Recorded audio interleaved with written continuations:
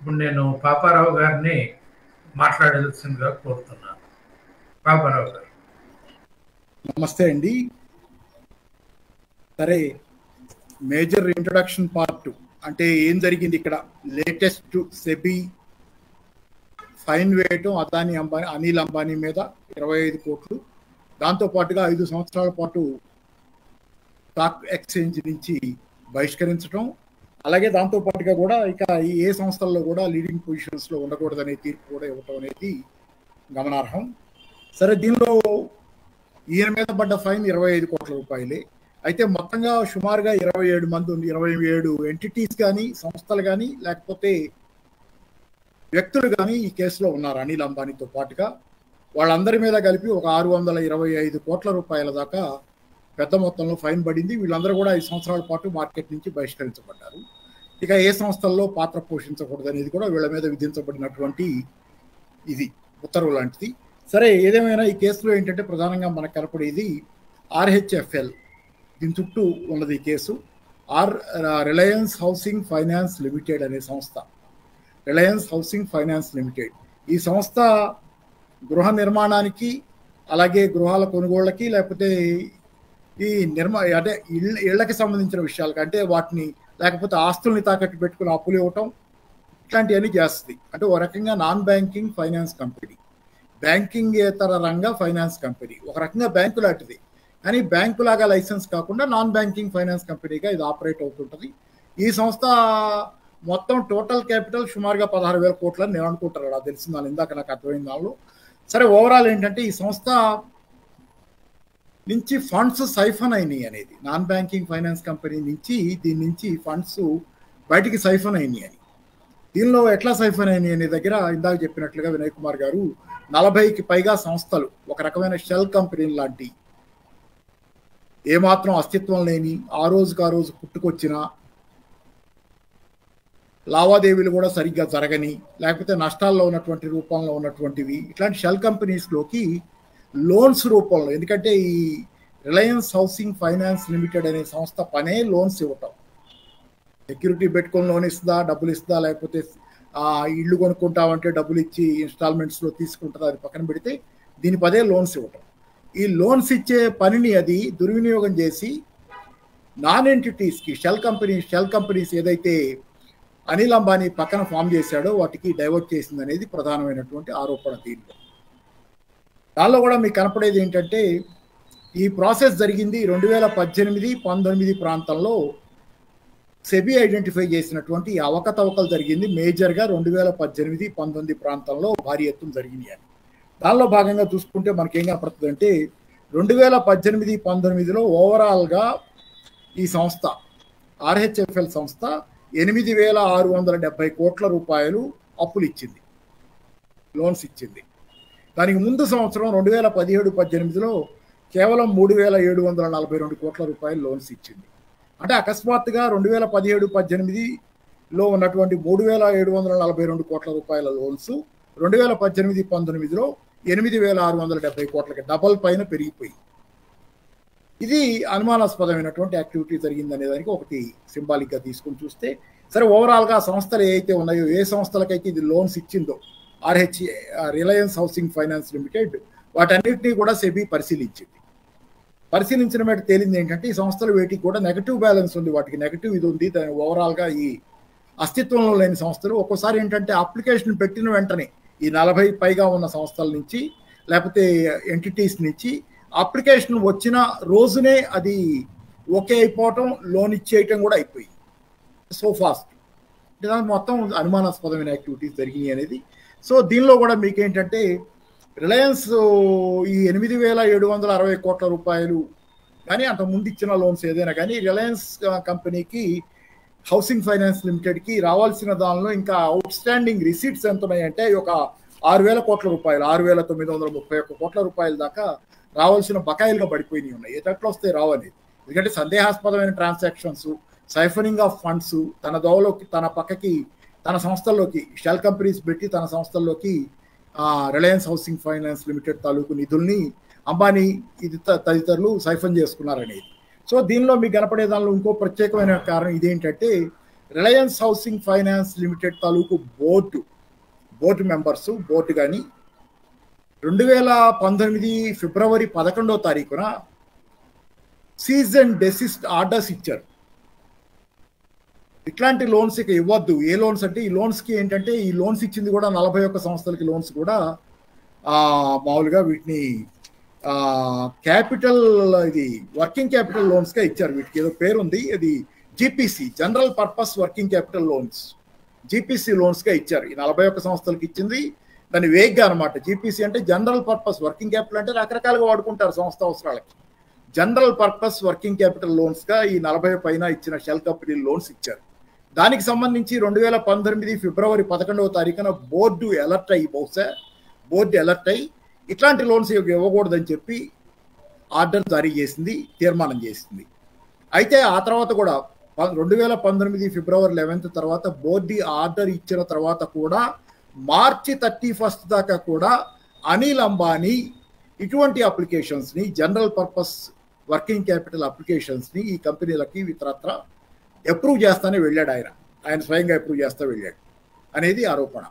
దీని మీద ఇట్లా దాంట్లో ఏంటంటే ఇక్కడ మీకు బోర్డు ఇచ్చిన తర్వాత కూడా చేసింది కూడా ఎక్స్ట్రా అంటే బోర్డు పరిధి అంటే ఆయన వ్యక్తిగతంగా బాధ్యత తీసుకొని చేసుకునే విధంగా చూడాలి. బోర్డు సంతకాలు పెట్టొద్దని చెప్పిన తర్వాత. కాబట్టి ఇవన్నీ ఏంటంటే fingers are pointing to Anil Ambani. So overall ఇది దీని మీద సెబీ ఈ ఉత్తర్వులు ఇచ్చింది. ఎందుకంటే దాని కారణాలుగా సెబీ చెబుతుంది ఏంటంటే ఇప్పుడు అంటే కారణాలంటే ఇట్లా అనిల్ అంబానీ అనేది ఏంటంటే దీనిలో ప్రధానంగా ఇది నాకు సంబంధించినంత వరకు సెబీకి సంబంధించిన వ్యవహారం కాదన్నట్లుగా అనిల్ అంబానీ మాట్లాడినటువంటి ఇది ఉంది. దీనిలో అనిల్ అంబానీ చెబుతున్న వాదన ఏంటంటే ఇక్కడ నాకు అనిల్ అంబానీ వాదన సెబీ దగ్గర హియరింగ్లో అనిల్ అంబానీ వాదన ఏంటంటే నేను day to day activities of RHFLలో లేను, రిలయన్స్ హౌసింగ్ ఫైనాన్స్ లిమిటెడ్ గ్రూప్లో కంపెనీలో నేను డే టు డే యాక్టివిటీలో లేను, దాని డే టు డే యాక్టివిటీలో నేను లేను. అలాగే ఏంటంటే దానిలో నాకు ఏ పొజిషన్ కూడా లేదని అని నిజమే అది. కానీ ఏంటంటే as a group chairman Reliance group చైర్మన్గా ఆయన దీనిలో పరపతి హవా నడపగలిగాడు. రెండో వాదన ఆయన సెబీ ముందు ఏంటంటే RHFL is regulated by the national housing bank. ఎందుకంటే హౌసింగ్ లోన్స్ ఇచ్చేది కాబట్టి సంస్థ దీన్ని రెగ్యులేట్ చేసేది ఎవరంటే నేషనల్ హౌసింగ్ బ్యాంకు, RBI. కాబట్టి సెబీకి ఇక్కడ పనేమి లేదంటాడు. సెబీ తీర్పులతో దీనికి పనేమి లేదు. అయితే గీతే మా దగ్గర తేడాలు ఏమైనా ఉంటే వాళ్ళు చూసుకుంటారు, నీకేం సంబంధం లేదు. బట్ డిస్పైట్ దట్ సెబీ వాదనలు ఏంటంటే కనుక సెబీ చెబుతుంది ఏంటంటే ఇన్వెస్టర్స్కి నష్టం. RHFL అనేది లిస్టెడ్ కంపెనీ కనుక ఇన్వెస్టర్స్ నష్టపోయే దీనిలో మేము జోక్యం చేసుకున్నాం కాబట్టి మేము ఈ జడ్జిమెంట్ ఈ తీర్పు లేకపోతే ఆర్డర్ ఇచ్చాం. రెండోది ఏంటంటే మార్కెట్ మీద ఫైనాన్షియల్ మార్కెట్ల మీద విశ్వాసం పోతుంది ఇలాంటివి జరిగితే అనే దాని మీద కూడా మా నిర్ణయం జరిగిందని చెబుతున్నారు. అయితే దీనిలో మనం గమనించాల్సింది సింపుల్గా ఒకటే, ఫైనాన్షియల్ ఇప్పుడు విమర్శ కోసమని కాకపోయినా సరే ఇక్కడ అనిల్ అంబానీ చాలా ప్రత్యేకమైన కేసు. అంటే ఇలాంటి వాళ్ళు ఇంకా లేరా మార్కెట్లో, చాలా మంది చాలా చేశారు, దొరికిన వాళ్ళు దొరికారు, దొరకని వాళ్ళు దొరకలా అయింది. కానీ ఓవరాల్గా మనం మార్కెట్లో చూసుకుంటే మనకి చాలా మంది ఉండొచ్చు ఇలాంటివి. మనం పక్కన గమనిస్తే మొన్న ఈ మధ్య కాలంలో అదానీ విషయంలో కూడా హిండెన్బర్గ్ రిపోర్టు, ఆ తర్వాత సెబీ దాని మీద ఎంక్వైరీ చేయటం, సెబీ ఎంక్వైరీ మీద మళ్ళీ ఆరోపణలు చేస్తా హిండెన్బర్గ్ ఇంకో రిపోర్ట్ ఇవ్వటం, అది పెద్ద చర్చనీయాంశం అవటం. ఆ మధ్య కాలంలో మొదటి రిపోర్ట్ హిండెన్బర్గ్ అప్పుడు భారీ ఎత్తున షేర్లు పడిపోవటం, అదాని తర్వాత ఈ మధ్య కాలంలో కూడా కొంత అటు ఇటు అవటం. మొత్తం మీద గవర్నమెంట్ కూడా కానీ ఎవరైనా కానీ ఆ ప్రభుత్వంలోని వాళ్ళు కానీ అదానిని వెనకేసుకొచ్చి ఇది దేశద్రోహం, ఇదేదో దేశానికి వ్యతిరేకంగా జరుగుతుంది అనేది చెప్పడం, ఇవన్నీ కాదా మరి మార్కెట్ మీద విశ్వాసాన్ని పోగొట్టవా అంటే ఖచ్చితంగా ఒక ప్రశ్నే. ఎందుకంటే ఇవన్నీ నిజాలా, ఏది నిజం ఏది అబద్ధం అనేది మనం ఇప్పుడు తీర్పు ఇవ్వకపోయినా ఖచ్చితంగా జరుగుతున్న పరిణామాలు ఇట్లాంటి విషయంలో అదాని విషయంలో హిండెన్బర్గ్ రిపోర్ట్ 1, 2 అలాగే ప్రభుత్వం జోక్యం చేసుకోవడం ఇట్లాంటివన్నీ జరుగుతున్న వాటిల్లో సెబీ దాని మీద ఎంతకాలానికి తేల్చలేదు అనేది సెబీ హిండెన్బర్గ్ రిపోర్టు అలా రావటం ఇవన్నీ ఏంటంటే చాలా వరకు. అలాగే సెబీ చైర్మన్ మీద కూడా పాయింట్అవుట్ చేసి హిండెన్బర్గ్ ఆరోపించడం, ఆమెకి అదాని గ్రూప్కి పరోక్షంగా ఏదో లింక్స్ ఉన్నాయి, లేకపోతే అటు ఇటు లావాదేవీలు ఉన్నాయని ఆరోపణలు ఇవన్నీ ఏంటంటే దే పాయింట్ మార్కెట్ మీద విశ్వాసాన్ని పోగొట్టాయి ఖచ్చితంగా. మరి అక్కడ యాక్షన్ లేదంటే యాక్షన్ అక్కడ కూడా ఉండాలి కదా. ఇప్పుడు అనిల్ అంబానీ మీద ఉన్నప్పుడు అక్కడ కూడా ఉండాలి కదా. ఒకవేళ తప్పు జరిగితే కనుక దాని మీద సమగ్ర విచారణ ఏదైనా జరిగేది, హిండెన్బర్గ్ రిపోర్ట్కి సంబంధించి సరైన జవాబులు చెప్పడం ఎన్ని ఉండాలి కదా అనేది మనకు ఉంటుంది సహజంగా. కాబట్టి ఏంటంటే జనరల్గా రెండో పక్క కూడా తప్పు ఉంది అనుకుంటే, ఏది అదానీ సైడ్ కూడా తప్పు ఉంది, హిండెన్బర్గ్ రిపోర్టే కరెక్ట్ అనేది జనరల్ ఇది. లేకపోతే దానివల్ల కూడా మార్కెట్లో అదానీ మీద వచ్చిన ఆరోపణలు సరిగ్గా విచారణ జరపకపోవటం వల్ల కూడా మార్కెట్ మీద విశ్వాసం పోతుంది అనే దగ్గరికి వస్తే మరి ఖచ్చితంగా ఏంటంటే అయిన వారి కాకుల్లో కాని వారి కంచాల్లోనే ప్రశ్న వస్తుంది. కాబట్టి ఇద్దరే కావచ్చు, అది అయితే అవ్వచ్చు. అంటే అదానీ గొడవ అదానీదే కావచ్చు, లేకపోతే అనిల్ అంబానీ ఇద్దరు ఒకే ప్లాట్ఫామ్ ఒకే రకమైనటువంటి తప్పులు చేసి ఉండొచ్చు. కానీ అదేంటంటే మీకు కనపడేది ఆయన ఇప్పుడు జరుగుతున్న దానిలో అనిల్ అంబానీకి మైండ్ మీద పాయింటెడ్గా ఇప్పుడు ఇంత సడన్ గా యాక్టివ్ అయిపోయి సెబీ ఈ తీర్పు ఇవ్వటం అనేది బహుశా ఏంటది, ఎందుకంటే నిన్న మొన్న సెబీ మీద వచ్చిన ఆరోపణలు, సెబీ చైర్మన్ మీద వచ్చిన ఆరోపణలు ఇవన్నీ ఏంటంటే హిండెన్బర్గ్ నుంచి వచ్చిన ఆరోపణలు ఇవన్నీ మరి క్రెడిబిలిటీ రిస్టోర్ చేసుకునే ప్రాసెస్ లో ఒక బకరా దొరికాడా అనిల్ అంబానీ? తప్పవచ్చు, అనిల్ అంబానీ నిజంగా చేయలేదని ఎవరు అంటల్లా. కానీ Anil Ambani to restore the credibility of SEBI ఏమన్నా అనిల్ అంబానీ ఈరోజు బకరా అయ్యాడా ఇక్కడ ఈ ప్రాసెస్ లో? ఎందుకంటే మరి ఆయన వాళ్ళ కాకుల్లో కాని వాళ్ళ కంచాల్లోనే వచ్చినప్పుడు ఇది డౌట్ వస్తుంది. సో ఇట్లాంటి చాలా సందేహాలు ఉన్నాయి. మరి credibility of the financial markets credibility కాపాడుకోవటం అంటే చాలా విషయాల్లో చాలా ట్రాన్స్పరెంట్గా ఉండాలి. అంత ట్రాన్స్పరెంట్గా ఉన్నట్లు అనిపించే పరిస్థితి ఏం కనపట్టాల. సో ఓవరాల్ ఇది అందుకని ఏంటంటే అలాగే ఏంటంటే ఇక ఓవరాల్ అది కాసేపు పక్కన పెడితే అదానీ ఆ ప్యారలల్స్ ఇక చాలా మంది కూడా కనపడతారు. కొంతమందికి శిక్షలు కూడా పడ్డాయి, గతంలో కొంతమందికి శిక్షలు పడ్డాయి. కానీ అంటే ఇక్కడ క్రోనీయిజం ఉన్నప్పుడు ఒకలాగా ఉంటుంది, అంటే ప్రభుత్వం ఆసరా అండ గొడుగు మన నెత్తి మీద ఉన్నప్పుడు ఒకలాగా ఉంటుంది, అది మనకి అండగా లేనప్పుడు ప్రభుత్వం రాజకీయాలు ఒకలాగా ఉంటుందా అనేది సందేహాలు ఖచ్చితంగా వస్తాయి. అయితే దీనిలో మళ్ళీ కనపడేది ఏంటంటే అనిల్ అంబానీకి సంబంధించినంత వరకు క్రోనిక్ గా ఇప్పుడు నేను దాని విషయం కాసేపు పక్కన పెడతా, ఆయన క్రోనియిజం ఇవన్నీ మనం అన్ని ఎప్పుడు మాట్లాడుకుంటున్నాయి. మోడీ నలుగురు ఏళ్తున్నారు దేశాన్ని మనం మాట్లాడుకునేదే, మోడీ అండ్ మన షా ప్లస్ అంబానీ అదానీ అంటే ముఖేష్ అంబానీ అని అక్కడ వీళ్ళంతా కలిసి దేశాన్ని వెళ్తున్నారు, వీళ్ళిద్దరి అనేది ఒక ఆరోపణ ఉంది. సరే అదంతా దాంతోపాటుగా ఇక కాకపోతే అనిల్ అంబానీకి వస్తే ఏంటంటే చాలా క్రోనిక్ గా కనపడుతుంది, చాలా క్రోనిక్ గా. మొదటి ఆయన తన బ్రదర్ నుంచి ముఖేష్ అంబానీ నుంచి విడిపోయిన కాలంలో మీరు మొట్టమొదట్లో సుమారుగా చాలా కాలం పాటు వాళ్ళ ఫాదర్ ధీరుభాయ్ అంబానీకి పెరాలసిస్ వచ్చిన తర్వాత వీళ్ళిద్దరు కలిసే చేశారు కొంతకాలం పాటు. పెరాలసిస్ వచ్చిన తర్వాత మొదట్లో అనిల్ అంబానీయే చాలా వరకు ఫైనాన్షియల్ లావాదేవీలు చేశాడు. ఆ తర్వాత ముఖేష్ అంబానీ వీళ్ళిద్దరు కలిసి ఆయన ఫాదర్ చనిపోయిన తర్వాత కానీ ఏదైనా కానీ ఇద్దరు కలిసి యాక్టివిటీ మొదలు పెట్టారు. కొంతకాలం నడిచిన తర్వాత విడిపోదాం అనుకున్నారు. దానికి ముఖేష్ అంబానీ ఇష్టపడలేదు, కానీ అనిల్ అంబానీ పట్టుబట్టాడు, నేను పోతాను నా దోన్ అన్నాడు. తల్లి కూడా కోకిలాబెన్ అనుకుంటా, ఆమె కూడా ఇష్టపడకపోయినా మొత్తానికి విడిపోయారు. విడిపోయిన తర్వాత ముఖేష్ అంబానీ బాట ఒకలాగా ఉంటుంది, అనిల్ అంబానీ బాట కూడా వేరేలాగా ఉంటుంది. ఇప్పుడు జరిగిన స్కామ్లో ఈరోజు కొత్తగా జరిగింది ఇలా కనపడదు అనిల్ అంబానీకి సంబంధించి. ముఖేష్ అంబానీకి సంబంధించి క్రోనియిజం మనం ఆరోపిస్తాం, కానీ ఫ్రాడ్లుగా మనం పెద్దగా ఇప్పుడు దాకా అంటే డోంట్ నో, అంటే బిజినెస్ అంటేనే కొంత నెగటివ్ షేడ్స్ ఉంటాయి కాబట్టి దాన్ని మనం పూర్తిగా తిరస్కరించలేం. కానీ ఎట్లా చేసింది అంటే మామూలుగా జియో కంపెనీ పెట్టిన కాంపిటీషన్లో మోనోపాలిస్టిక్ ప్రాక్టీసెస్ ఇవన్నీ ఉన్నాయి జియోకి, లేకపోతే ముఖేష్ అంబానీకి ఉండొచ్చు. కానీ ఇక్కడ మనకు వస్తే చూసుకుంటే ఏంటంటే అనిల్ అంబానీ దగ్గర అసలు వ్యాపారం తీరు కంటే కూడా వ్యవహారం తీరు ఎక్కువ కనపడుతుంది మనకి. ఎందుకంటే మొదటి నుంచి కూడా చాలాసార్లు ఈయన బ్యాంక్రప్సీస్కి వెళ్ళటం కనపడుతుంది మనకి ఎన్నోసార్లు. వ్యవహార శైలిలోనే అది బిజినెస్ చేసినట్టుగా కాకుండా గ్యాంబ్లింగ్ లాగా నడిచినటువంటి తీరు చాలా పెద్ద ఎత్తున. ఎందుకంటే 2001లో మీరు చూడండి, 2021లో అనిల్ అంబానీకి చెందిన రిలయన్స్ క్యాపిటల్ సంస్థ అది బ్యాంక్రప్సీకి వెళ్ళింది. బ్యాంక్రప్సీకి వెళ్ళి defaulted A tune of 24,000 crore bonds, 24,000 కోట్ల రూపాయల బాండ్స్ ని డిఫాల్ట్ అయ్యింది రిలయన్స్ క్యాపిటల్. అలాగే ఇంకా వేరే యూకేకి సంబంధించిన సంస్థల విషయంలో కూడా డిఫాల్టర్గా ఆయన చేసుకున్నాడు. ఇట్లా ఈ ఓవరాల్ చాలా విషయాల్లో ఏంటంటే, అలాగే చైనా కంపెనీల కేసు, ఇంకో చైనా బ్యాంకుల కేసు, చైనా బ్యాంక్ లోన్స్ ఏదో కేసు ఇంకా పెండింగ్ ఉంది అది అనిల్ అంబానీ మీద. ఇట్లా చాలా వ్యవహారాల్లో చాలా అంటే ఒక రకమైన ఈయన ఇండస్ట్రియలిస్ట్గా కంటే కూడా ఫైనాన్స్ క్యాపిటలిస్ట్గా ఎక్కువ చేసుకుంటూ వస్తున్నాడు వ్యవహారాలు. షేర్ మార్కెట్ వ్యవహారాలు, లోన్లు, బ్యాంకులు ఈ లింకులు ఎక్కువ కనపడతాయి మనకి. ఇండస్ట్రియలిస్ట్గా చేసిన పనుల కంటే కూడా, ఇండస్ట్రియలిస్ట్ అంటే పారిశ్రామికవేత్త, దానిలో పరిశ్రమ ఉత్పత్తి. ఇప్పుడు జియో కంపెనీ అయినా మనం తీసుకుంటే ఎవరినో పొగట్టానికి చెప్పడం సందర్భం కాబట్టి చెప్పాల్సి వస్తుంది. జియో తీసుకుంటే మనకు సర్వీస్ ఇస్తున్నాడు టెలికాం. అలాగే ఆయిల్ అండ్ న్యాచురల్ గ్యాస్ ఇట్లాంటివి తీసుకుంటే ముఖేష్ అంబానీకి సంబంధించి దానిలో కూడా oil, natural gas, crude oil processing ఏదో చేస్తున్నారు, దాంతో డబ్బులు వస్తున్నాయి. మీకు ఓవరాల్ దానిలో క్రోనియిజం పార్ట్ కాసేపు పక్కన పెడదాం. క్రోనియిజం ఉందో లేదో అది ఉందనేది మనం అందరం ఆరోపిస్తున్న విషయమే. అది కాసేపు పక్కన పెడితే he has an activity, industrial activity ఉంది. దాని ద్వారా అతను వరల్డ్ నెంబర్ 1 అయ్యో, నెంబర్ 2 అయ్యో, ఏషియాలో నెంబర్ 1 అయ్యో, నెంబర్ 2 అయ్యో, ముఖేష్ అంబానీ నడుస్తుంది కదా. There is a business there. ఇక్కడ మీకు బిజినెస్ కనపడదు. మీరు చూడండి అనిల్ అంబానీ కేసులో చాలా చోట్ల మీకు బ్యాంకులు, లోన్లు, ఫ్రాడ్లు, బ్యాంక్రప్సీలు ఈ మాటలే వినపడతాయి మొత్తం చరిత్ర మొత్తం. ఇది చాలా దురదృష్టకరమైనటువంటి ఇది. ఇక్కడ ఆయన వ్యాపారం చేసిన దానికంటే వ్యవహారం చేస్తుంది ఎక్కువ ఉందా అనేది. ఇక్కడ కూడా చూడండి ఈ సందర్భంలో కూడా మళ్ళీ ఇక్కడ సైఫన్ ఆఫ్ చేయటం లోన్స్ అంటే there is something wrong with the అంటే బాగోదేమో కానీ పర్సనల్ ఫ్రేమ్లో ఏదో తేడాగా చేస్తున్నాడు అనేది. అతను మామూలుగా రాజకీయాల్లోకి వెళ్ళాడు, కొంతకాలం పాటు సమాజ్వాదీ పార్టీ వాళ్ళతో లింకప్ అయ్యాడు, ఏదేదో చేశాడు.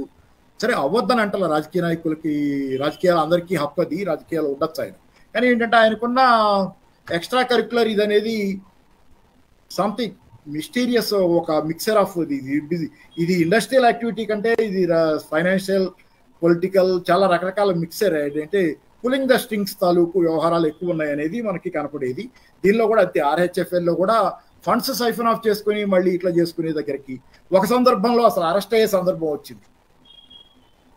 సుప్రీంకోర్టు అరెస్ట్ చేస్తానని నాకు గుర్తు, సుప్రీంకోర్టు హైకోర్టు ఏదోనో అరెస్ట్ చేస్తానని అరౌండ్ 500 crores కట్టకపోతే పలానా టైంలోపు అరెస్ట్ చేస్తానంటే ఆ టైంలో లాస్ట్ మినిట్లో లాస్ట్ డిచ్ అయిపోతుంది అన్నప్పుడు ముఖేష్ అంబానీ బ్రదర్, ఈయన అన్నయ్య, ఆయన ఇంటర్వ్యూనే ఆయన డబ్బులు సర్దితే అప్పుడు ఆ కేసు నుంచి బయటపడ్డాడు. ఇదనమాట నిత్యం కత్యంచరం వేలాడుతున్నటువంటి పరిస్థితి. నిత్యం అంటే ఒక రకమైనటువంటి దాని కొన్ని మాటలు మనం చెప్పడానికి ఇబ్బందికరంగా ఉన్నాయి. ఎందుకంటే పర్సనాలిటీలోనే ట్రైట్స్లో ఏదో తేడా ఉందేమో అనిపిస్తుంది. ఎందుకంటే ఇది బిజినెస్ కాదు యాక్చువల్గా. ఎక్కడ మీకు అనిల్ అంబానీలో మీకు బిజినెస్ చేసిన యాక్టివిటీ కంటే కూడా ఆయన తీసుకున్న బిజినెస్లు కూడా అలాంటివి. మొత్తం మీద కొంత ఎంటర్టైన్మెంట్ ఇట్లాంటివన్నీ విడిపోయినప్పుడు ముఖేష్ అంబానీ తీసుకున్న బిజినెస్లు కూడా ఎంటర్టైన్మెంట్ అట్లాంటివన్నీ కొన్ని విడివిడిగా అయ్యి కొంత హార్డ్గా ఉండే తీసుకున్నాడు. రిలయన్స్ కామ్ తీసుకున్నాడు ఏదో అనుకుంటా. సరే బ్రదర్ ఆయనేమో కొంత ఆయిల్ అండ్ గ్యాస్ ఇట్లాంటివి ఏదో కొంత అది తీసుకున్నాడు ముఖేష్ అంబానీ. సో ఓవరాల్ ఇది స్థూలంగా ఏంటంటే చాలా సందర్భాల్లో అనిల్ యాక్టివిటీ మొత్తంలో మీకు డిఫ్రాడ్ అవటం, ఫ్రాడ్ అనే ఆరోపణలు రావటం, బ్యాంక్రప్సీలో లేకపోతే ఆల్మోస్ట్ జైలుకి వెళ్ళే పరిస్థితి ఒకసారి రావటం, ఇప్పుడు ఏలాడుతున్నటువంటి చైనా బ్యాంకుల తాలూకు ఒక కత్తి నెత్తి మీద ఇంకా ఏలాడుతూ ఉంది. సంథింగ్ ఎందుకంటే he started as the world 6th richest man. ఆ రోజు విడిపోయిన రోజు ఈయన పరిస్థితి ఏంటంటే ప్రపంచంలో 6వ ధనవంతుడు, అతిపెద్ద ధనవంతుడు, 6వ అతిపెద్ద ధనవంతుడి నుంచి ఈరోజు బ్యాంక్రప్సీకి వచ్చాడు. బహుశా ఎవరికి ఇలా జరగదు. అంటే ఉన్నదాన్ని అలా అంటే కూర్చొని తింటే కొండలైనా కరుగుతాయి అంటారు, కానీ ఉన్నదాన్ని అలా ఉంచినా కానీ ఈయనకి ఆ సామ్రాజ్యం అనేది అలా ఉండేది. ఓవరాల్ ఏంటంటే మన కాలం తాలూకు ఎఫెక్ట్ కూడా ఆయన మీద భారీగా పడింది. ఈజీ మనీ తాలూకు కల్చర్ ఎఫెక్ట్ కూడా కొంత చాలా మంది సామాన్యుల మీదే పడ్డట్టు, కానీ సామాన్యులతో ఒక లెక్క ఉంటుంది. కానీ ఇదేమంటే ఈయన మీద పడ్డటువంటి ఆ effect easy going, easy money తాలూకు ఎఫెక్ట్ అనేది మొత్తం సామ్రాజ్యాన్ని ఇబ్బంది పెట్టింది. అలాగే ఆయన్ని నమ్ముకున్న ఇన్వెస్టర్లు కానీ ఇతరత్ర ఓవరాల్గా నష్టపోయే పరిస్థితి. ఇప్పుడు అదే కదా మన సెబీ కూడా చెబుతుంది ఏంటంటే ఇన్వెస్టర్లు కూడా నష్టపోతారనే దాని మీదే మేము ఇప్పుడు ఈ ఫైన్ కానీ ఇది వేయటం కానీ ఆర్హెచ్ఎఫ్ఎల్ నుంచి ఆయన్ని అదే మొత్తం ఓవరాల్ ఆయన్ని మార్కెట్ నుంచి బ్యాన్ చేయటం కానీ ఫైన్లు వేయటం కానీ ఇక ముందు ఆయన ఎక్కడ ఉండద్దు, ఏ కంపెనీలకి లీడింగ్ దీనిలో అనేది చెప్పడం జరిగిందని చెబుతున్నారు. అయితే ఏంటంటే దీనిలో కూడా మనకి చేతులు గాలిన తర్వాత ఆకులు పట్టుకున్నదే సెబీ విషయంలో ఈరోజు కనపడుతున్న విషయం. రెండోది ఇంకా చాలా ఉన్నాయి. సరే ఇందాకే చెప్పాను కదా ఏంటంటే ఇప్పుడు అదానీ వ్యవహారం నుంచి దారి మళ్లించేది సెబీ క్రెడిబిలిటీ అనేది ఈ మధ్యకాలంలో సెబీ క్రెడిబిలిటీ కొంత షేక్ అవటం, అది వాస్తవ ఆరోపణలా కాదా హిండెన్బర్గ్ ఆ చర్చ దానిలోకి కాసేపు ఇప్పుడు ఓపోయినాయి. ఎందుకంటే దానికి సంబంధించి అటు ఇటు ఎవరి వాదాలు వాళ్ళకు ఉన్నాయి, దీనికి సంబంధించింది కాదు కాబట్టి ఏదేమైనా జరగటం అనే దగ్గరికి వచ్చేసరికి సెబీ క్రెడిబిలిటీ అనేది క్వశ్చన్ సెబీ చైర్మన్ తాలూకు పొజిషనే క్వశ్చన్ మార్క్ అయిన తర్వాత మళ్ళీ ఇప్పుడు ఈ యాక్టివిటీ సడన్ గా పెరగటం, ఇంతమంది మీద వేయటం, ఇదంతా ప్రామినెంట్ గా రావటం అనేది అయిన వారి కాకుల్లో కాని వారి కంచాల్లోనా అనే ప్రశ్నలు ఇవన్నీ ఏముంటాయి. ఇది ఓవరాల్ గా స్థూలంగా నేను ఎక్కువ దీని లోతులోకి పోను, వీలైనంత వరకు క్వశ్చన్ అండ్ ఆన్సర్స్ తో చేసుకుంటా పోదాం. ఎందుకంటే ఇక దీనిలో ఇంతకంటే లోతులే లేవు. ఆర్హెచ్ఎఫ్ఎల్ కి సంబంధించినంత వరకు డైవర్షన్, ఫండ్స్ డైవర్షన్ చాలా క్లియర్ గా ఇది కనపడేది. డేటా కూడా చెప్పాను కాబట్టి ఎంత డైవర్ట్ అయింది ఏంటి. అలాగే అనిల్ అంబానీ బోర్డు ఏదైతే Reliance housing finance limited board ఫిబ్రవరి 11న ఆర్డర్ ఇచ్చింది. ఎంత మాత్రం మీరు ఇలాంటి జనరల్ పర్పస్ లోన్స్ ఇవ్వద్దు, వర్కింగ్ క్యాపిటల్ లోన్స్ ఇవ్వద్దు అని చెప్పిన తర్వాత కూడా మార్చ్ 31 దాకా ఆయన ఇస్తా పోయాడు. ఎంత ఇచ్చాయంటే 1472.16 కోట్ల రూపాయలు ఆ నెలన్నర రోజుల్లో ఆయన సొంత అప్రూవల్తో చేశాడు. అయితే వాస్తవానికి ఏంటంటే గ్రూప్ చైర్మన్గా ఆయనకున్న పదవి తప్పితే ఆర్హెచ్ఎఫ్ఎల్లో ఆయనకి ఏమాత్రం పొజిషన్ లేదు. దీనిలో కూడా సర్ప్రైజింగ్ మీరు గమనించండి, చాలాసార్లు ఈయన వాదనలన్నింటిలో మీకు కనపడేది ఏంటంటే నాకేం సంబంధం లేదని చెప్పడం. ఆర్హెచ్ఎఫ్ఎల్లో నాకేం సంబంధం, నేను డే టు డే యాక్టివిటీలో లేను, దాని పొజిషన్లో కూడా లేనని ఇప్పుడు అంటే తనకి ఇది ముందుగానే ప్లాన్ లేకపోతే అంటే దాని నుంచి బయటికి పోవాల్సి రావటం, అది సెబీ గతంలో తీర్చి ఇచ్చిన దాని దృష్ట్యా కావచ్చు. చాలా సందర్భాల్లో అనిల్ అంబానీ చేస్తున్న వాదనలు మీకు కనపడేది ప్రధానంగా ఏంటంటే డైరెక్ట్గా నేను ఇన్వాల్వ్డ్ కాదనే వాదనలు తేవటం. అంటే కొంచెం ప్రీ ప్లాన్డ్గా మైండ్ అట్లా ఉన్నట్లుగా అనిపించే సందర్భాలు గతంలో బ్యాంక్రప్సీ కేసుల్లో కూడా ఇట్లాంటి వాదనలు ఆయన చేసుకుంటూ రావటం, కొంచెం ప్రీ ప్లాన్డ్గా చేసుకుంటాం ఉన్నదేమోననే సందేహం కూడా వస్తుంది. ఓవరాల్ ఏంటంటే ఇది పర్సనాలిటీ డెఫిసిట్ కేసు అనేది నేను అనుకుంటున్నాను. పర్సనాలిటీలో ఏదో తేడాల వల్ల, లేకపోతే ఎవరు ఇలా ఉండరేమో బహుశా అనేది.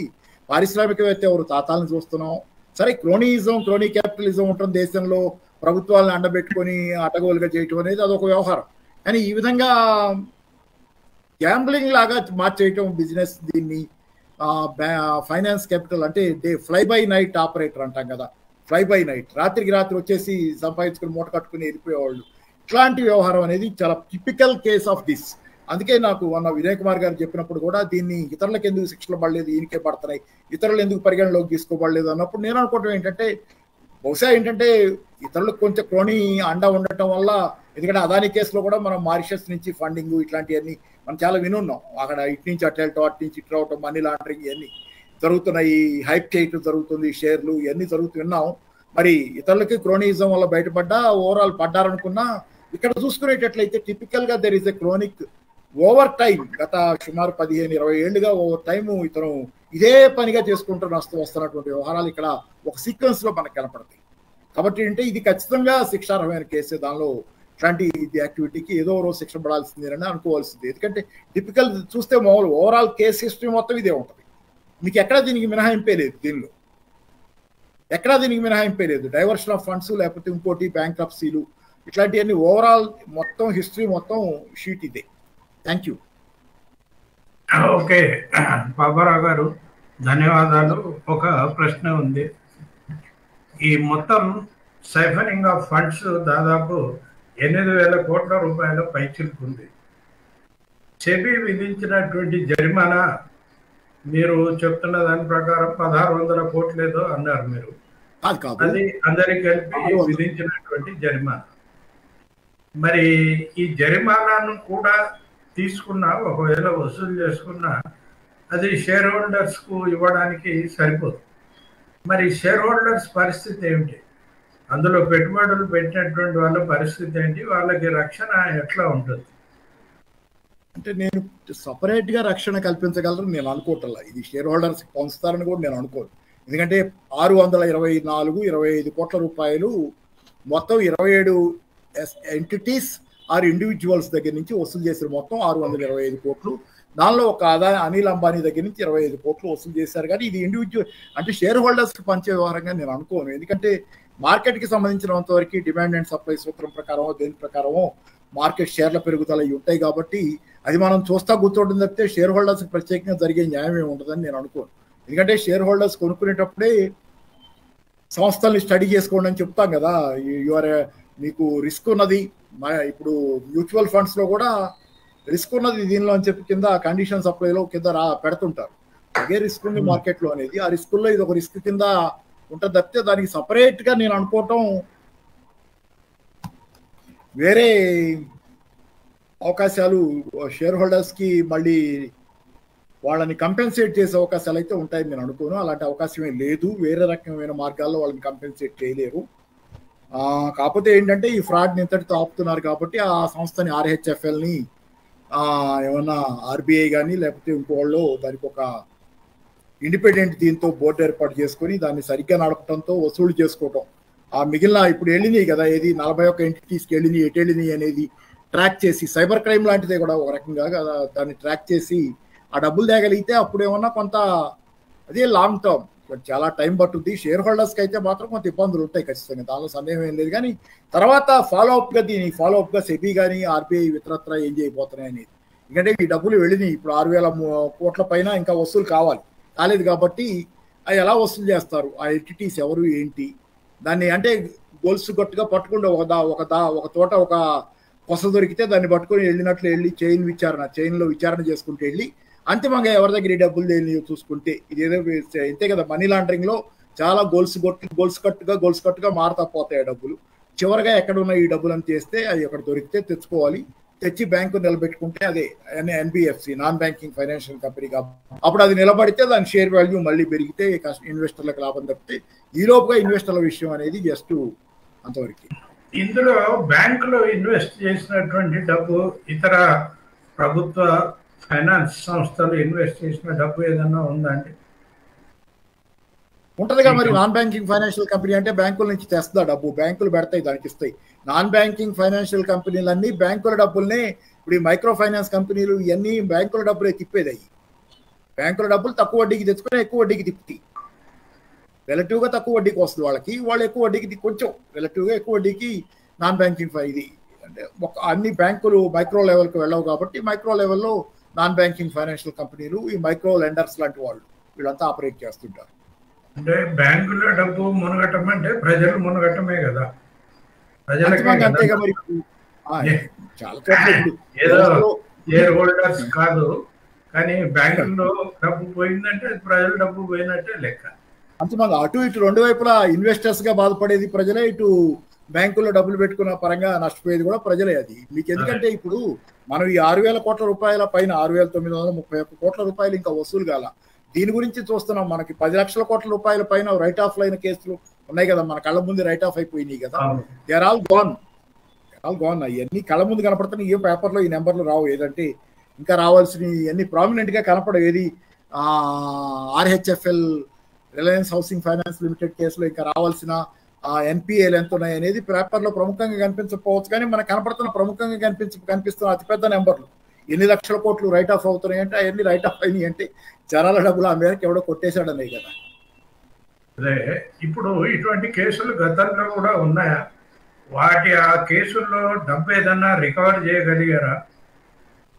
చాలా తక్కువ సార్. మనకి ఇప్పుడు ఇన్సాల్వెన్సీ దీనికి సంబంధించి కూడా రికవరీస్ చాలా స్వల్పంగానే ఉన్నాయి. మీరు ఇన్సాల్వెన్సీ అంటే బ్యాంక్రప్సీ అని అనిల్ అంబానీ చాలాసార్లు పెట్టాడు. దాంతోపాటుగా మీరు ఇన్సాల్వెన్సీ కేసులు చూసుకుంటే ఇన్సాల్వెన్సీ ఎంత తిరిగి వస్తున్నాయి, తిరిగి వచ్చే మొత్తాలు చాలా స్వల్పం. నా దగ్గర డేటా ఉంది, ఇమీడియట్గా నోటికి లేదు, కానీ చాలా మైనర్ పర్సంటేజ్ మాత్రమే, అది నామినల్ పర్సంటేజ్. బ్యాంక్రప్సీకి వెళ్ళిన కంపెనీ దగ్గర నుంచి మీరు అంటే చచ్చినోడి పెళ్లికి వచ్చిందే కట్నం అన్నట్లుగా ఉంటుంది. అది ఇంకా అది పోయిన తర్వాత ఇక మీకు వచ్చింది పోయింది. ఏంటంటే చాలా నామమాత్రమైన వస్తువులు, కన్నీటి తుడుపది. అంటే మనం జనం మరీ ఒట్టిగా వదిలేసాలనిపించుకోకుండా కన్నీటి తుడుపది. ఇంకో ప్రశ్న ఇక్కడ, ఇప్పుడు ఆ ఢిల్లీ లిక్కర్ కుంభకోణానికి సంబంధించినటువంటి కేసులో జర్నలిస్టులు చాలా వివరాలు సేకరించి ప్రచురించారు. కానీ ఈ కేసులో ఆ ప్రయత్నం జరుగుతున్నట్లు, మీడియా ఆ ప్రయత్నం చేస్తున్నట్లు కనపడదు. ఈ 41 కంపెనీలు ఎవరివి, వాళ్ళకి అధిపతులు ఎవరు, ఆ డబ్బులు ఏం చేశాయి ఆ కంపెనీలు?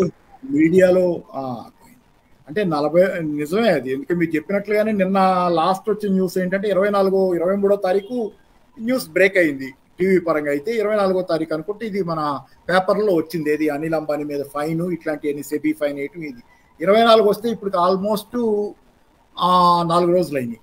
ఈ 4 రోజుల్లో కూడా మీకు 4 రోజులు అయినాయి సుమారు. ఈ 4 రోజుల్లో 3 రోజుల్లో కూడా మీకు paper follow up news media follow up ఏం లేదు దీని మీద. మీకు ఏమొచ్చింది ultimate second day third day వచ్చిన న్యూస్ ఏంటి, ఈయన కోర్టుకి వెళ్తాడంట అనిల్ అంబానీ, దీని మీద కోర్టుకి వెళ్తాడనే న్యూస్ తప్పితే ఇంకా న్యూస్ ఏం లేదు. That is the end of it all. అంటే మీకు క్రోనిజం అనేది దానిలో మీడియా కూడా చాలా బాగా, అందరినీ మీడియాను మనం అనౌన్ చేస్తూ మీడియా కూడా క్రోనిజంలో ఒక అంటే ఇది ఇస్ ఎ బిగ్ నెక్సస్ అయిపోయింది. ఒక పెద్ద నెక్సస్ లాగా అయిపోయిన తర్వాత చాలా విషయాల్లో మనం బీజేపీ మోడీకి సంబంధించిన వ్యవహారాల్లో కూడా చాలా వాటిల్లో మీడియా మోడీ అనేది మాట అంటున్నాం కదా, మోడీ మీడియా అంటున్నాం కదా. అట్లాగే ఓడిలో కూర్చున్న మీడియా అని. అట్లాగే ఏంటంటే ఈ మధ్యకాలంలో అంటే మనం హిందూ లాంటి పత్రికలు అడపా హిందూ లాంటి పత్రికలు ఏమైనా ఫాలో అప్ చేయగలిగితే ఫాలో అప్ అయినట్లు కొన్ని హిందూ లాంటివి ఉన్నాయి. హిందూ ఖచ్చితంగా చాలా సందర్భాల్లో ఎలక్ట్రల్ బాండ్స్ విషయంలో కూడా గట్టిగానే చేసినట్టుంది నాకు గుర్తున్నంతరం. ఏదైనా హిందూ లాంటి పత్రికలు తక్కువ, దేశంలో కొద్దిపాటియే ఉన్నాయి. ఇప్పుడు ఈ అవినీతి అనేది బ్యాంకుల్ని ఎవరైనా ముంచితే అది అవినీతి కిందికి రాదా? ఎందుకంటే వెంటనే వీళ్ళని అరెస్ట్ చేయడం అనేది జరగదు, అర్థమైపోతుంది కదా. మరి అది గొప్పతనమా అవినీత అనుమానంగా అంటే మీకు జనరల్గా ఏమవుతున్నాయంటే ఈ మధ్యకాలంలో చట్టాలని మార్చేదాని విషయంలో కూడా చాలా నేరాలకి క్రిమినల్ కేసులు పెట్టకూడదు, ఒట్టి సివిల్ కేసులే ఫైన్లే అనే నిర్ణయానికి వచ్చారు. అందులో కూడా ఫైనాన్స్ పరమైన ఫ్రాడ్ కేసుల్లో కూడా క్రిమినల్ విచారణ కంటే సివిల్ విచారణ అనేది పెద్దదవుతుంది. సివిల్ విచారణ క్రిమినల్ నేరారోపణ, క్రిమినల్ చట్టాల ప్రకారం శిక్షించడాన్ని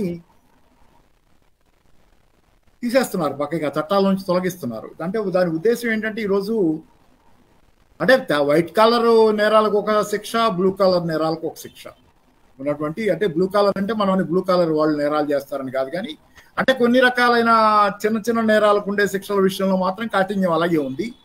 అది సామాజికంగా చూస్తే ఓవరాల్గా చూసుకుంటే సమాజం మీద ప్రభావం దృష్ట్యా చిన్న నేరాలకు శిక్షలు ఒకలాగా ఉన్నాయి. పెద్ద ఎత్తున చేసిన ఫ్రాడ్ అంటే ఏదైనా ఒకప్పుడు ఉంది, వేరే కంటెక్స్ట్లో వేరే ఇది ఏంటంటే ఎవరన్నా ఇద్దరు ముగ్గురు ఒకళ్ళు ఇద్దరు మనుషులు చంపబడితే గనక అది జనరల్గా ఏంటంటే కొంత షాకింగ్ ఇదిలాగా ఉండేది. లేకపోతే ఇంకా ఒక 1000 మందినో 2000 మందినో ఒక కాన్సన్ట్రేషన్ ఛాంబర్లో పెట్టి చంపేస్తే అది స్టాటిస్టిక్స్. ఇట్లా ఏంటంటే వైట్ కాలర్ వీటికి సంబంధించిన ఈ మధ్య నేరాలని సరళీకరిస్తా, అంటే నేరాలకు పడే శిక్షలను కూడా సరళీకరించే క్రమంలో ఈ ఇండస్ట్రియలిస్టులు, ఈ ఫైనాన్స్ ఫ్రాడ్లు చేసే వాళ్ళకున్న శిక్షలు కూడా తగ్గిపోతున్నాయి. ఓవర్గా ఈ సివిల్ కేసులాగా మారిపోతున్నాయి తప్పితే వాళ్ళని పెద్దగా మనం శిక్షార్హులుగా చేసి జైళ్ళలో పెట్టగలిగిన పరిస్థితి కూడా శిక్షలు కూడా లేవు ఇక్కడ. 2019లో సెబీ మొదటి నోటీస్ ఇష్యూ చేసింది, ఆ తర్వాత కూడా ఇదంతా కొనసాగింది. సెబీ నోటీస్ ఇష్యూ చేసినప్పుడు అది ఫైనాన్స్ డిపార్ట్మెంట్ దృష్టికి కూడా వెళ్ళి ఉంటుంది. కానీ ఫైనాన్స్ డిపార్ట్మెంట్ ఇటువంటి కేసుల్లో స్పందించలేదా, లేకపోతే కావాలని స్పందించలేదా? అసలు స్పందించే అవకాశం లేదా? మినిస్ట్రీ ఆఫ్ ఫైనాన్స్కి స్పందించి యాక్షన్ తీసుకునే అవకాశం లేదా? 2011 మీరు అంది, ఇప్పుడు 2019. సరే, అంటే ఓవరాల్ ఇక్కడ మీరు అనేది ఏంటంటే అదే ఇంతకాలం ఆగటం ఇప్పుడు సడన్ గా ఎందుకు బయటకు వచ్చింది అనే దగ్గర ఇందా నేను చెప్పాను కదా, ఓ పక్క సెబీ క్రెడిబిలిటీ దెబ్బతిన్న వాస్తవం ఉంది. అది నిజమా కాదా హిండెన్బర్గ్ అది ఒక చర్చ మళ్ళీ ఒక సపరేట్ చర్చ చేయాల్సిందే, దాన్ని మళ్ళీ మైక్రో స్టడీ చేయాల్సిందే. కానీ ఆ ఆరోపణలు వచ్చిన తర్వాత ఆరోపణలు హిండెన్బర్గ్ 1, హిండెన్బర్గ్ 2 రిపోర్ట్ల తర్వాత సెబీ క్రెడిబిలిటీ ప్రభుత్వానికి కూడా, మీకు ఎందుకంటే ఎన్నికల టైంలో కూడా నిర్మలా సీతారామన్ గారి మీద, షా మీద అనుకుంటా, మోడీ గారి మీద షేర్ మార్కెట్ పడిపోవటం దీనిలో విషయంలో చాలా పెద్ద ఎత్తున రాహుల్ గాంధీ కూడా దాని మీద ఇష్యూ చేసి చాలా పెద్ద ఎత్తున మాట్లాడారు కదా, చాలా మంది మాట్లాడారు. అందుకని ఆ సందర్భాన్ని గుర్తు చేసుకుంటే ఏంటంటే ఈరోజు వీటన్నిటికీ అంటే మేము ఇంకా వీఆర్ అలర్ట్, నిజంగా నేరం జరిగితే శిక్షిస్తున్నాం అనేది ఒక క్రెడిబిలిటీ రిస్టోరేషన్ దీనికోసం అనిల్ అంబానీ ఈరోజు ఒక రకంగా బకరానా అయిన వారికి ఆకుల్లో కాని వారికి కంచాల వ్యవహారంలో నడుస్తుందా అనే ప్రశ్నలు కూడా ఉంటాయి. ఎందుకంటే మీరు అడిగినట్లు మరి నోటీస్ ఇచ్చింది 2019 అయినప్పుడు ఇక్కడ దాకా మరి ఇప్పుడు ఆల్మోస్ట్ 5 years అయిపోయింది. 5 years నుంచి no action, but suddenly there is action and there is over activity of hyper activity of SEBI అనే క్వశ్చన్ వచ్చినప్పుడు మీకు ఇది ఇప్పుడు ఎందుకు జరుగుతుందంటే నిన్నటిదాకా చర్చ మొత్తం హిండెన్బర్గ్, సెబీ దీని చుట్టూ నడిచింది. ఇప్పుడు ఆ చర్చ మొత్తం అనిల్ అంబానీ మీదకి పోయింది. డైవర్షన్ ప్లస్ క్రెడిబిలిటీ రిస్టోరేషన్ ఉందా అనేది కూడా మనం అనుకోవచ్చు. ఇది బయటపడడానికి, ఇప్పుడు బయట పెట్టడానికి, సెబీ ఫైన్ వేయడానికి మోడీకి అంటే ఎన్డీఏకు మొత్తం మీద బీజేపీకి అసలు పార్లమెంట్లో బలం 300 చిల్లర నుంచి 200కు 235 వచ్చింది. అది పడిపోవటం వల్ల కొన్ని మార్పులు జరిగినాయి, కొన్ని యాక్షన్స్ ఉంటున్నాయి. ఇది కూడా అందులో భాగంగా భావించవచ్చా? దానిలో నేను పెద్ద నాకు వాళ్ళ పొలిటికల్ లింక్స్ గురించి, అనిల్ అంబానీ బ్యాక్గ్రౌండ్ లింక్స్ నాకు ఐడియా లేదు. కానీ ఇప్పుడు ఎట్లా ఉన్నది అది అనేది అంతకుముందే ఎస్పీతో గతంలో ఎప్పుడో ఆ లింక్స్ మనకి తెలిసినాయే. దాంతో పాటుగా నేను అనుకోవటం ఏంటంటే ఈ మధ్యకాలంలో చాలా విషయాల్లో మోడీ గవర్నమెంట్ వెనక్కి తగ్గుతుంది. మన నేషనల్ ఇది new pension scheme, national pension scheme ఉంది కదా, దాని నుంచి యూనిఫైడ్ పెన్షన్ స్కీమ్ తేవటమే సరే. దానిలో ఎంత లోటుపాట్లు ఉన్నాయి, అది బాగుందా లేదా ఒకటి, కానీ వెనక్కి తగ్గటం అనేది మనకి చాలా విషయాల్లో ఈ ప్రభుత్వం ఈ మధ్యకాలంలో మళ్ళీ అలాగే సోషల్ మీడియాకి సంబంధించి కూడా చట్టాలు తెచ్చే ప్రయత్నం, దాని మీద క్లిప్పులు పెట్టే ప్రయత్నం చేసి కొంత మళ్ళీ దాని మీద వెనక్కి వెళ్ళారనేది, డ్రాఫ్ట్ వెనక్కి తీసుకున్నారనేది, ఇట్లాంటి చాలా సందర్భాల్లో ఈ మధ్యకాలంలో మోడీ ప్రభుత్వం మనం మొదట్లో ఏమనుకున్నామంటే వీళ్ళు పాత తీరులోనే వ్యవహరిస్తున్నారు, మరి ఈయనకి ప్రభుత్వం పడిపోద్దనే భయం లేదా, ఇట్లా చేస్తున్నాడు ఈయన అనేది మన లెక్కలో ఉండేది. కానీ ఏంటంటే కనపడకుండానే ఈ మధ్యకాలంలో కొద్ది రోజులుగా జరుగుతున్న పరిణామాల్లో ఒక్కొక్కటి, ముఖ్యంగా పబ్లిక్కి సంబంధించిన వ్యవహారాల్లో, మీరు యూనిఫైడ్ పెన్షన్ స్కీమ్ అన్నా, యూట్యూబ్ వ్యవహారాలన్నా, ఇవన్నీ ఏంటంటే పబ్లిక్కి సంబంధించిన వ్యవహారాలు. పబ్లిక్కి సంబంధించిన వ్యవహారాల్లో వెనక్కి తగ్గటం, చట్టాలని కానీ చేయలేకపోవటం కానీ, కొంత వెనక ముందాటం కానీ మనకు స్పష్టంగా కనపడుతుంది. కాబట్టి ఏంటంటే ఈ సందర్భం అలాంటిది కాకపోవచ్చు. నేను అనుకోవటం ఈ సందర్భం బహుశా దీనికి ఇదేంటంటే అటు పక్కన అదానీ గొడవ అది మధ్యకాలంలో రేజ్ అవుతుంది కదా, దాన్ని ఆ రేజ్ అవుతున్న దానికి ఏమన్నా కొంత క్రెడిబిలిటీ రిస్టరేషన్ అట్లా తప్పితే దీనికి పెద్ద పొలిటికల్ లింకులు ఐ డోంట్ ఇమీడియట్లీ సీ. పైగా నేను అనుకోవటం ఏంటంటే ఇది ఎంత దూరం పోద్ది వాళ్ళు కానివ్వండి, విచారణ ఇప్పుడు మన దృష్టికి వచ్చింది, ఇది ఇంతటితోనే ముగిసిపోద్దా, పైకి కనపడకుండా సమసిపోద్దా ఇష్యూ, తెర వెనక ఏమవుద్ది, దీనికైనా ఫాలో అప్ అవుతుందా అంటే ఐ డౌట్. అనిల్ అంబానీ మీద ఎట్లయితే ఫైన్ విధించారో, సెబీ సకాలంలో దీన్ని అరికట్టనందుకు సెబీ మీద యాక్షన్ తీసుకునే అవకాశం ఓన్లీ చైర్మనే కాదు, అందులో ఇన్వాల్వ్ అయిన చేయాల్సినటువంటి వాళ్ళు చేయకపోతే పని, వాళ్ళ మీద యాక్షన్ తీసుకునే అవకాశం మినిస్ట్రీ ఆఫ్ ఫైనాన్స్కి ఉంటుందా? అది ఐడియా లేదు. కానీ సెబీ ఖచ్చితంగా సెబీ జనరల్గా ఆర్బీఐ లాగే ఇండిపెండెంట్ బాడీగా ఉండాలనేది మామూలు. ఆర్బీఐ ఇండిపెండెంట్ బాడీ అన్నారు, అలాగే సెబీ ఇండిపెండెంట్ బాడీగా ఉండాలనేది. అది ఎవరికి ఇప్పుడు ఆర్బీఐది కూడా పరిస్థితి మనం ఉంటే కొంచెం పక్క వెళ్తున్నాను నేను. ఆర్బీఐది కూడా మనం చూస్తే ఆర్బీఐకి మెయిన్ మ్యాండేట్ ఏంటి? ఇన్ఫ్లేషన్ కంట్రోల్ చేయడం అనేది ఆర్బీఐకి మెయిన్ మ్యాండేట్. అది ఎందుకు? భారతదేశ ప్రజల అవసరాల దృష్ట్యా కాదు, అంతర్జాతీయ ఫైనాన్స్ పెట్టుబడుల అవసరాల దృష్ట్యా ఆర్బీఐ పనిచేస్తున్న పరిస్థితి. ప్రపంచంలో సెంట్రల్ బ్యాంకులన్నీ ఇన్ఫ్లేషన్ కంట్రోలే వాటి మ్యాండేట్. అట్లాగే సెబీకి సంబంధించినంత వరకు అంతర్జాతీయ ఫైనాన్స్ పెట్టుబడులు కూడా మార్కెట్లోకి వస్తాయి కాబట్టి ఇక్కడ వాటి పాత్ర చాలా పెద్దది కాబట్టి వాటికి ఎక్కువ ఆన్సరబుల్గా ఉంటుంది. మామూలుగా అయితే మనం చూస్తే ఏంటంటే ఇట్ నీడ్స్ టు బి, అంటే నేను అది కరెక్ట్ అంటల్లా, అది కరెక్ట్ అట్లాగే ఉండాలని చెప్పటల్లా. మనకు సంబంధించిన ఆర్బీఐ మన కోసం పనిచేయాలి తప్పితే ఇన్ఫ్లేషన్ కంట్రోల్ పేరుతో ఫైనాన్స్ క్యాపిటల్ కోసం పనిచేయాలని మనం అనుకో. అలాగే సెబీ కూడా భారతదేశ మార్కెట్లో భారత ప్రయోజనాల కోసం దాన్ని రెస్ట్రిక్ట్ చేయడం, ఇన్వెస్టర్స్ ప్రయోజనాలు అనుకుంటా. కానీ ఇప్పుడు అంతర్జాతీయ ఫైనాన్స్ పెట్టుబడి హోల్డ్ ప్రపంచంలో అన్ని చోట్ల పెరిగిన తర్వాత సెబీ కూడా వాళ్ళ పరిధిలోనే ఉంటుంది. భారతీయ ఇన్వెస్టర్ల కంటే కూడా సెబీ మీద అంతర్జాతీయ ఇన్ఫ్లుయెన్స్ ఉండాలి. కానీ ఏమైంది మీకు ఈ మధ్యకాలంలో క్రోనియిజం ఎంత దాకా పోయిందంటే ఆ స్వదేశీ ఎక్కడ దాకా, క్రోనియిజం పేరుతో స్వదేశీ ఎక్కడ, ఈ స్వదేశీ కొటేషన్స్ లో చెబుతున్నారు, ఈ స్వదేశీ ఎక్కడ దాకా వచ్చిందంటే స్వదేశీ వాళ్ళు మార్కెట్ ని మ్యానిపులేట్ చేయటం అనే ప్రశ్న. స్వదేశీ వాళ్ళు మార్కెట్ మ్యానిపులేట్ చేస్తే ఇది గతంలో కనీసం అట్లీస్ట్ ఎలా ఉంది ఏంటంటే ఎవరన్నా అంతకుముందు కేతన్ పరేకి కేసులు వచ్చినాయి కదా, శిక్షలు పడాయి. మార్కెట్లో గవర్నమెంట్ ప్రత్యేకంగా సెబీ పాత్రలో జోక్యం చేసుకుంది అనేది పెద్ద లేదు. ఏది యూపీఏ ఉండగా ఇట్లాంటివి లేవు. యూపీఏ ఉండగా ఏముండే మనకి కనపడేవి అంటే ఎప్పుడన్నా మార్కెట్ పడిపోతే, షేర్ మార్కెట్ పడిపోతే చిదంబరం ఎవరో ఒకళ్ళు వచ్చి ఆ మార్కెట్ పైకి లేవటం కోసం, ఇండెక్స్ పైకి లేవటం కోసం మాట్లాడి వెళ్ళేవాడు. అంత తప్పితే వాళ్ళ పాత్ర అంతకుమించి అంతర్జాతీయ ఫైనాన్స్ పెట్టుబడులని క్రాస్ చేస్తా, రెండో పక్కన స్వదేశీ పెట్టుబడిదారులు లేకపోతే స్వదేశీ మార్కెట్ ఆపరేటర్స్ కోసం చేసింది లేదనేది ఇప్పుడేమో ఆ సందేహాలు కూడా వస్తున్నాయి. కాబట్టి ఏంటంటే ఈరోజు నేను అనుకోవటం కంచె చేను వేస్తుందనే సందేహాలు వచ్చిన తర్వాత ఇప్పుడు దీన్ని సెబీని ఎవరు రీకాన్స్టిట్యూట్ చేయాలి, ఎలా జరగాలి ఏంటనేది ఓవరాల్గా ఏంటంటే ఇది నేను అనుకోవడం ఏంటంటే మనకెంత సీరియస్గా తీసుకుంటున్నామో తెలియదు కానీ ఇంటర్నేషనల్ ఫైనాన్స్ మాత్రం చాలా సీరియస్గా తీసుకుంటారు. మనకంటే కూడా మనం సీరియస్గా తీసుకుని ఏం చేయలేకపోయినా ఇంటర్నేషనల్ ఫైనాన్స్కి చాలా పెద్ద ఇబ్బందికరమైన పరిస్థితి. ఎందుకంటే వాళ్ళకు వ్యతిరేకంగానే పోవడానికి వాళ్ళకు కూడా నష్టాలు వచ్చే పరిస్థితి వస్తుందన్న, లేకపోతే వాళ్ళకి అనుకూలంగా లేదు ఇక్కడ పరిస్థితి, వాళ్ళకి భిన్నంగా నడుస్తుంది అనుకున్నప్పుడు ఒక రూల్స్ ఉన్న వ్యవస్థ ఉండాలి కదా. వాళ్ళు వచ్చి ఇక్కడ ఆపరేట్ చేయాలంటే వాళ్ళకి అనుకూలమైనవి కావచ్చు రూల్స్ లేకుండా వాళ్ళు ఆపరేట్ చేస్తే కనుక నష్టపోతారు కనుక ఆ భయం వాళ్ళకు ఉంటుంది. బహుశా నేను అనుకోవటం వాళ్ళ నుంచి కూడా ఒత్తిళ్ళు వస్తూ ఉండుంటాయి. ఓకే, ఇందాక మీరు యూనిఫైడ్ పెన్షన్ స్కీమ్ అని చెప్పారు. సరే, అది అది మోడీ వెనక్కి వెళ్తున్నాడా లేకపోతే అందులో కూడా ఏదైనా మాయోపాయం ఉందా అనేది తర్వాత మనకి తెలుస్తుంది. కానీ ఈ పెన్షన్లకు సంబంధించి కోట్లాది మంది పిఎఫ్ పెన్షన్దారులు ఉన్నారు. ఈపీఎఫ్ ఫ్యామిలీ పెన్షన్ కలెక్ట్ చేస్తారు. ఆ డబ్బు వేల కోట్ల రూపాయల్లో ఉంటుంది. దాని మీద చాలా వడ్డీలు వస్తాయి. ఆ వడ్డీలు ఇప్పుడు ఇటువంటి కంపెనీలు బ్యాంకుల్లో ముంచితే 10 లక్షల కోట్ల రూపాయలు వడ్డీ మాఫీ అప్పులు మాఫీ చేయటం అంటే ఈ పిఎఫ్ పెన్షన్దారులకి అన్యాయం చేసినట్టే కదా. వాళ్ళకేమో 200, 300, 400, 1000, మహా అయితే 1800 ఇవే పెన్షన్, నెలకు ఇచ్చేటువంటి పెన్షన్.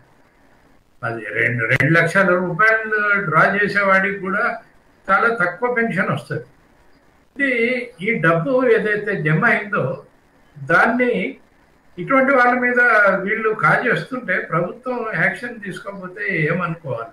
యాక్చువల్గా ఈ కోట్లాది మందికి పెన్షన్దారులకు ప్రభుత్వం చాలా అన్యాయం చేస్తున్నట్టు కదా.